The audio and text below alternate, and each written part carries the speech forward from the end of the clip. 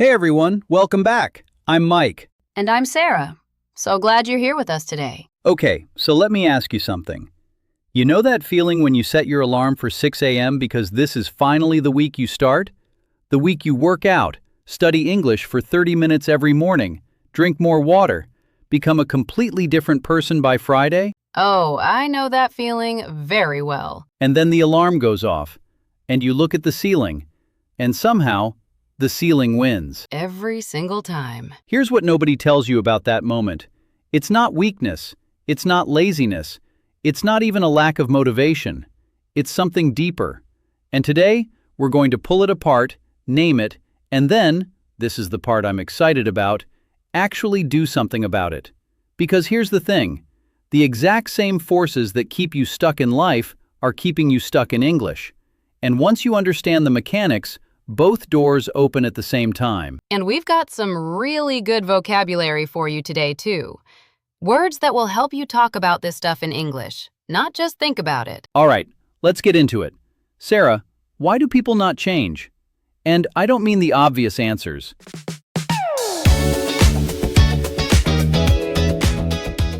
Right.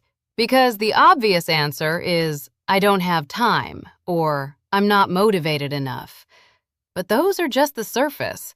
When I really look back at periods in my life when I was stuck, genuinely stuck, it wasn't about time. I had time. I was watching 3 episodes of something every night. So, what was it actually? It was fear. But not the kind where you're scared of something outside you.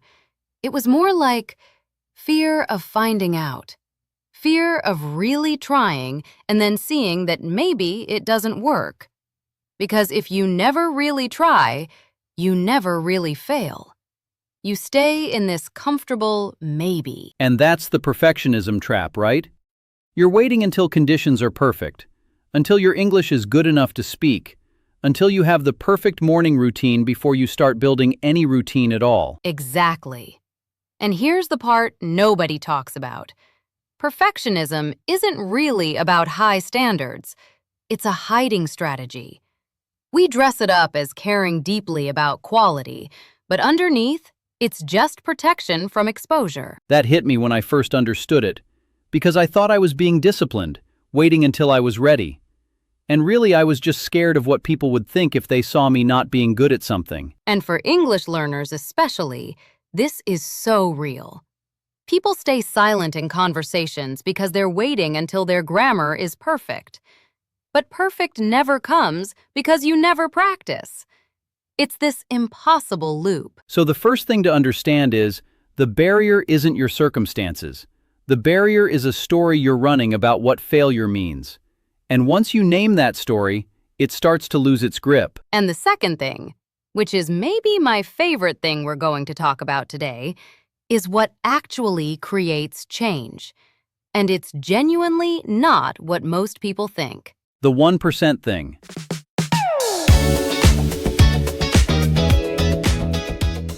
The 1% thing. Okay, so imagine you have a piece of paper, and you fold it in half once, then again, then again. By the time you've folded it 42 times, you know how thick it is? I did not know this until recently, and it's absurd. It reaches the moon.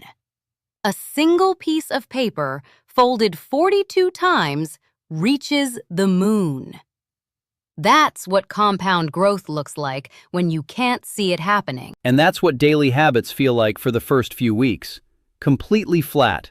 Like nothing is changing. You do 5 minutes of English listening before work and you think, this is pointless.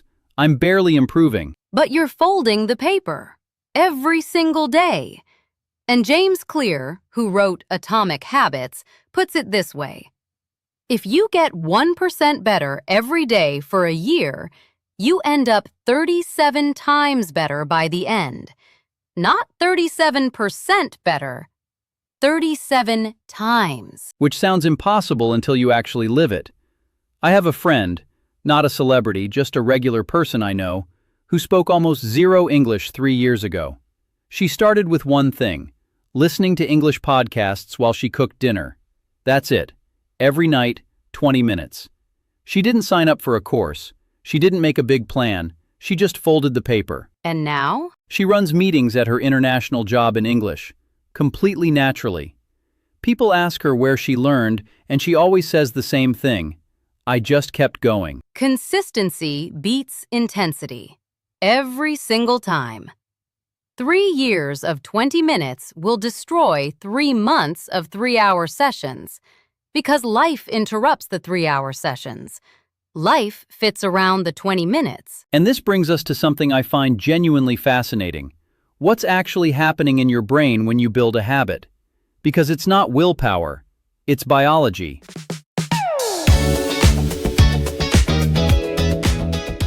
So there's this thing called the reticular activating system, the RAS, and it basically acts as your brain's filter.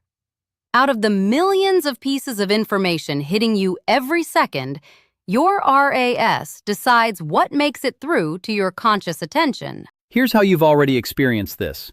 You learn a new English word, let's say momentum, and then suddenly you hear it everywhere. In a YouTube video, in a song, your coworker says it in a meeting. It was always there. Your RAS just wasn't filtering for it. Right. And here's the powerful part. You can actually program what your RAS looks for. When you start believing you're someone who is good at English, your brain starts finding evidence for that belief. When you practice visualizing yourself speaking confidently, your brain starts treating that as a target to move toward. This is where affirmations stop being cringe and start being neuroscience. Not, I am fluent right now, when you clearly aren't. That's just lying to yourself. But, I am becoming someone who communicates clearly in English. That's a direction. And your brain moves toward directions. The growth mindset versus fixed mindset thing is real, and it's not complicated.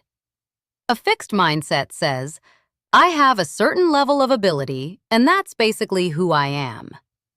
A growth mindset says, where I am right now is just where I'm starting. Everything is trainable. Every skill is learnable. The brain is not a finished product. And the research backs this up so completely. When people believe their abilities are fixed, they avoid challenges because challenges might prove the limit. When people believe abilities grow, they seek challenges because challenges are the mechanism of growth. I remember the exact moment this shifted for me with English. I stopped thinking, I'm not a good English speaker, like that was a permanent fact about me, and started thinking, I haven't practiced enough yet. That yet is doing a lot of work. Such a small word. Huge difference.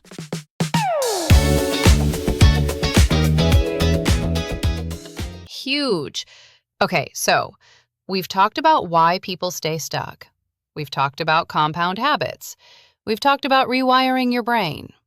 And I know there's someone listening right now who is nodding along and thinking, okay, yes, I get it. And I will absolutely start next Monday. Next Monday is doing a lot of work for a lot of people. Right? So let's talk about that. Because I'm not going to judge you for it. I have been that person. I have started fresh on the first of many months. But here's what I learned. And I learned it the hard way. Done is better than perfect. And I don't mean that as a motivational poster. I mean it as a survival strategy. Can you give the actual example? The one you told me before we recorded? Yeah. So a few years ago, I was trying to start journaling in English. I wanted to improve my writing, get my thoughts clear.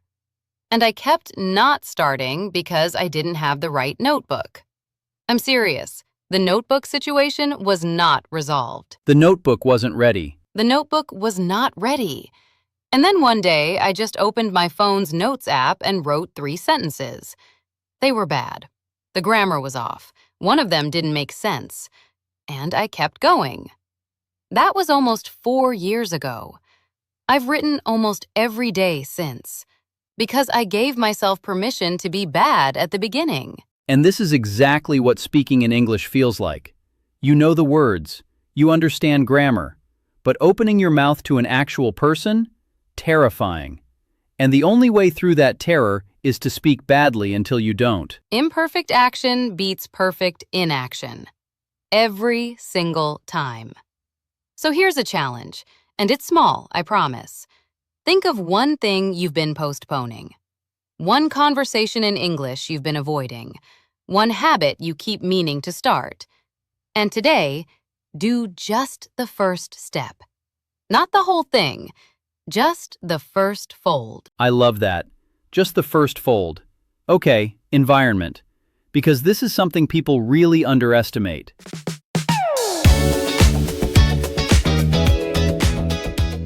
So much. Jim Rohn said we are the average of the 5 people we spend the most time with. And people have heard that so many times it's lost its punch. But it's true in a very literal, neurological way.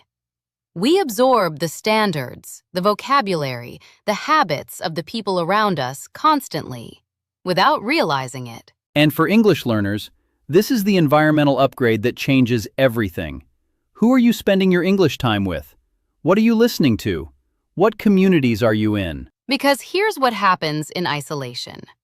You study alone. You never get feedback. You never hear the language used naturally. And slowly, you convince yourself you're not improving, when actually, you just haven't been exposed to the right inputs. Joining a community of English learners who are actually using the language, not just studying it, changes the trajectory. You hear other people making mistakes and keeping going. You feel less alone in the process. You start to internalize the idea that this is a journey, not a test. And it's not about cutting everyone out of your life. It's about deliberate choices. What content are you consuming? Is it passive, just entertainment, or is it active? Are you following people who make you think in English, who expose you to real conversations? Small environmental choices compound, just like the habits.